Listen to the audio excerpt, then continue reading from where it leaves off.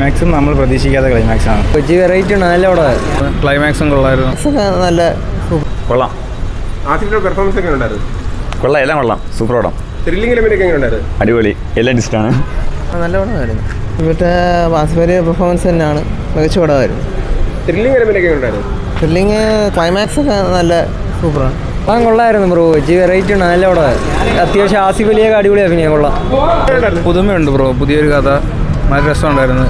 വിജയരാഘവനും ആസിഫ് അലിയും നല്ല പെർഫോമൻസ് ആണ്, നല്ല പടമാണ്. ക്ലൈമാക്സും കൊള്ളായിരുന്നു. സൂപ്പർ കൊള്ളാം.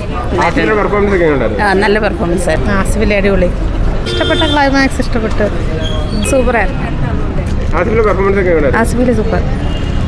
പിന്നെ ഏറ്റവും ഇഷ്ടപ്പെട്ടെന്തോ ആസിഫിലിയുടെ അഭിനയം സൂപ്പറായിരുന്നു, ഒറിജിനാലിറ്റിയാണ്. സെക്കൻഡ് ഹാഫൊക്കെ നല്ല സൂപ്പർ റിവ്യൂ ആണ്, നമ്മൾ പിടിച്ചിരുത്തും. സെക്കൻഡ് ഹാഫ്, ഫസ്റ്റ് ഹാഫ് ഒരു സസ്പെൻസിലാണ് നിർത്തുന്നത്. സെക്കൻഡ് ഹാഫ് നമ്മൾ പ്രതീക്ഷിക്കാത്തൊരു സെക്കൻഡ് ഹാഫാണ്.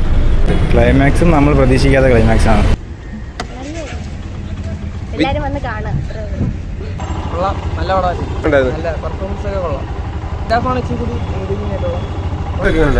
നല്ല പെർഫോമൻസ്.